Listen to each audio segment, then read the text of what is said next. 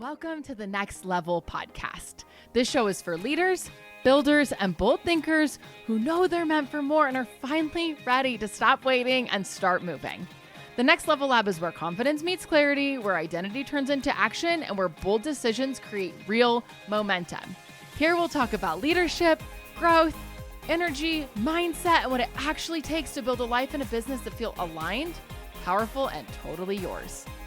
You'll hear real conversations, real stories, real strategies. No fluff, no playing small, and no waiting until you feel ready. This podcast is your permission to lead louder, move faster, and own your next level. I'm your host, Callie Wiley. Let's freaking go. Welcome back to another episode of the Next Level Lab podcast. I did podcast last week. And you know, it's really hard when you're in the creative space to just keep being creative. It can be a real challenge point. And so I needed a week. I needed a week to reset, to kind of redecide what I was going to talk about, to dig into all the things. And so I took a week off, which did not hurt anything. Let's lean into that, right? Let's lean into it. Doesn't have to be perfect. We can skip. Business doesn't hurt. So I appreciate your patience with that. But what I want to talk about today is this idea behind stop performing your life and start living it. Stop performing your life and start living it. And what I mean by that is I want to talk about the difference between authenticity and curated identity, right? And this one hurts a little bit for me. This one cuts a little deeper because it calls out for me this pressure to look successful, to be healed, to be confident, to be all these things. And I did this for years. I lived in this curated identity instead of authenticity. So what does that mean, right? What does curated identity even mean? For a decade, I wore what people told me to wear. I dressed how people told me to dress. I only got tattoos on my upper arms, upper thighs, places I could cover them. And I got rid of my nose ring and only got a stud, right? I did all these things to curate an identity because what I was told when I was, let's go 2011, 2012, I was coming out of internships, trying to find the success point, right? Trying to find the success. And the first thing I was told was that if I had tattoos, I wouldn't be successful. If I dropped out of college, I wouldn't be successful. If I didn't look a certain way, I wouldn't be successful. If I didn't dress a certain way, we're talking business 101, right? You have to look a certain way to be successful, to be in a position of power. That if I had tattoos, I wouldn't be taken seriously. That if I did my hair a certain way, I wouldn't be taken seriously. And if you knew Callie 2007, 2008, 2009, 2010, if you look back, I was a total scene kid. I had played basketball for years and broke my leg, got canceled from the athlete world in high school. And I leaned into the music scene very, very heavily in high school. That was like the crew that I fell in love with, that I was able to be me. I was able to just be freely me. And I fell in love with it. I fell in love with that whole culture and the whole world around me. And then I graduated high school, went into college, wasn't for me, I dropped out. And that's when society started to tell me all these curated identity things, right? You have to look a certain way, you have to do a certain thing, you have to be a certain way in order to be successful. And as someone that always chases success, and I always had a lot of, was always very busy growing up, right? I was in 4-H, I was doing all the things, went to high school, I was in every club, every single thing possible. I ran a music venue in high school, did all these things, took all these internships in high school, out of college, had multiple jobs, just did all these things. And so success was not the concern. I could be successful. I could do all the things. It was this image.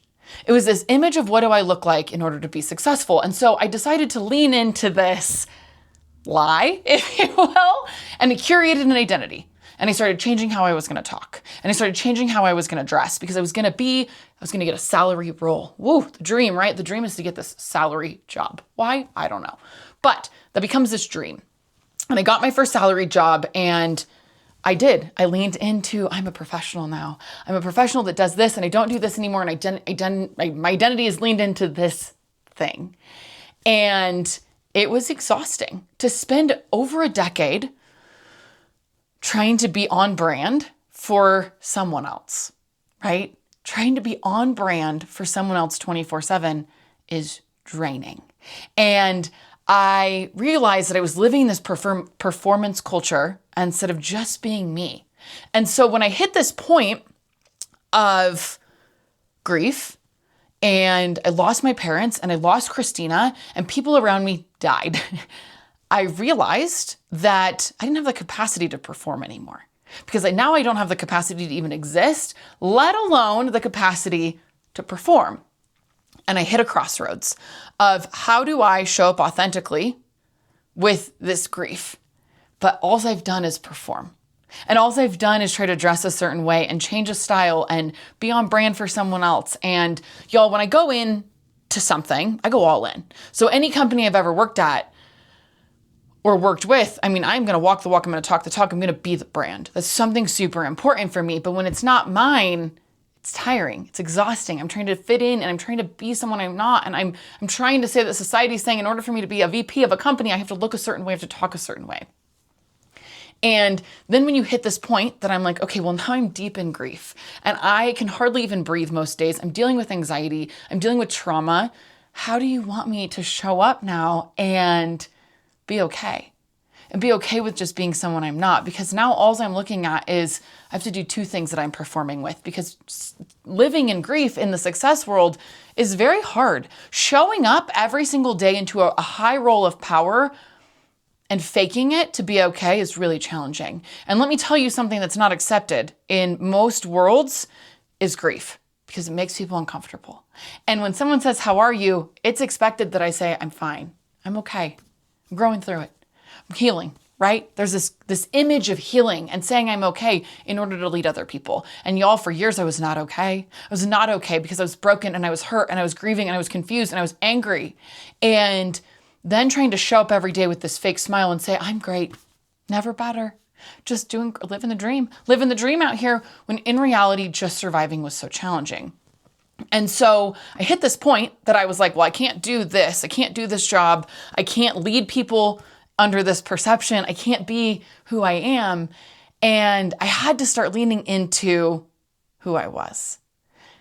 And when I got out of the role that I was in and decided that I was going to lean into what's my real identity? Who is Callie? Who am I? And I stopped caring about this curated identity of performance. It changed everything for me. I started wearing what made me happy. I started wearing things that made me happy. I started doing things that made me happy again. Y'all, I've been involved in the music scene for years. And for a decade, I never talked about it because I was afraid, because it was music that other people didn't listen to, that it would damage my success. I worried if I wore a band shirt, it would damage my success. I worried if I dressed a certain way, did a certain thing. I love jewelry, I love necklaces, I love earrings, I love big flashy earrings, but it didn't fit the aesthetic of where I was at. And so I stopped doing it. If you look at pictures of me in like 2007, 2008, 2009, makeup, big hair, jewelry, band tees, all the things. And y'all, I'm in my mid-30s now, and I feel like I'm that girl again.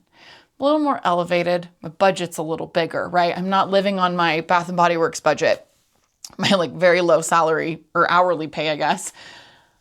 And it's so much less exhausting. I'm not tired from just trying to show up every day, because now I'm just leaning into being who I am.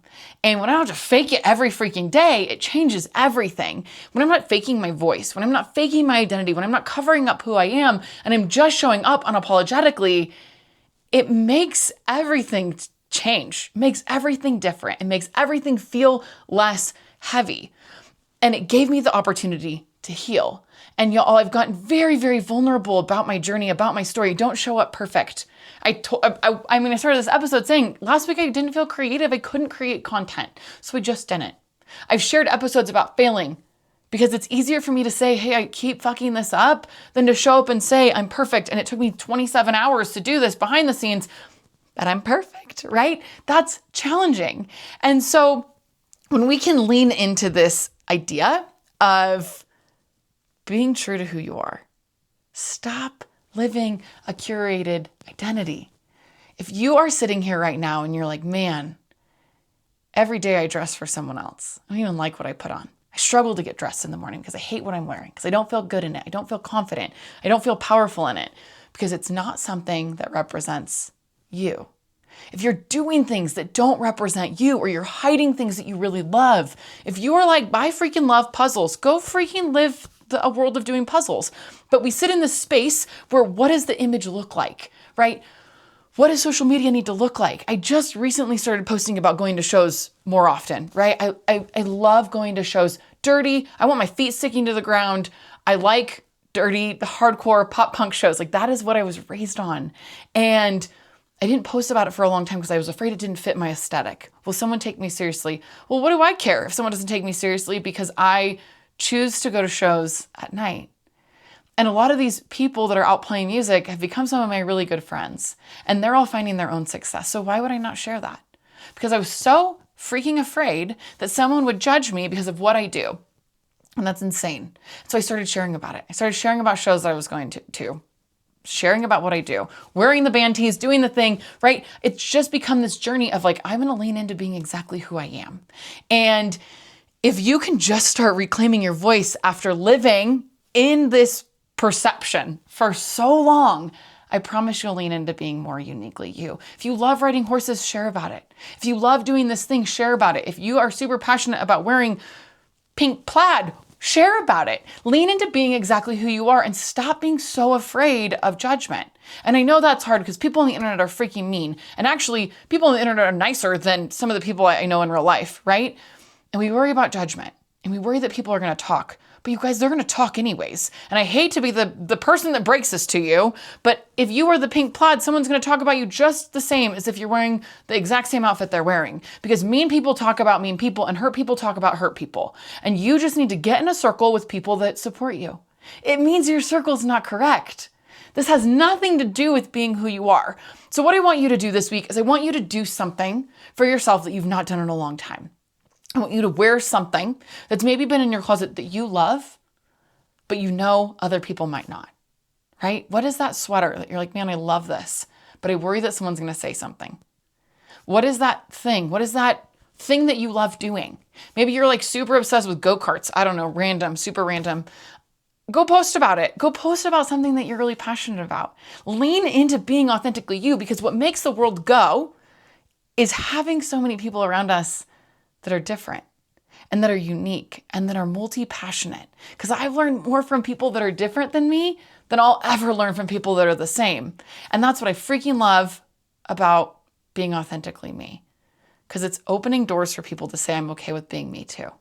So go be you this week. Stop trying to be this perception. Stop living in this curated identity. Stop trying to be like everyone that you're around.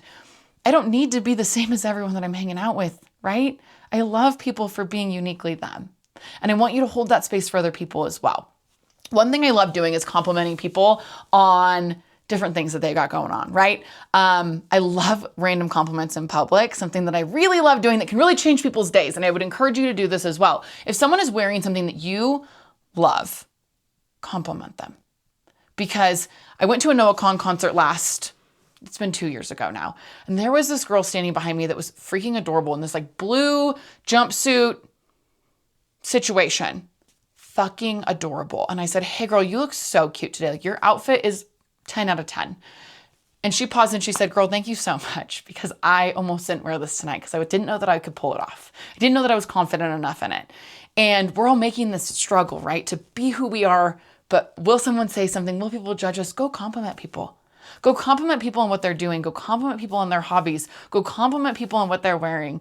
It's okay to be nice. It's okay to give compliments out. It's okay to be kind. It's okay to be nice. So I would encourage you to do that this week. Go shout someone out. It can be on social media. Go comment on someone's TikTok video. Hey girl, cute outfit of the day. What's up, my guy? Love those pants.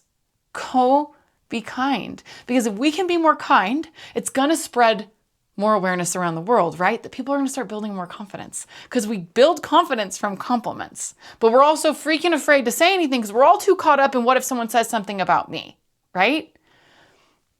Take that opportunity this week. Do something that makes you really happy. Go compliment someone for being uniquely them, and just go be the best version of you. It'll be so much less exhausting. You will be so much happier. It'll take so much less energy. And you get to bring a little piece of you back. You guys, it's so empowering when we get to just feel freely ourselves. So I hope you have a great week. Make it a great one. Tag me if you share anything. If you wear a new outfit, tag me, share it. I want to see all the things. I want to see people being themselves.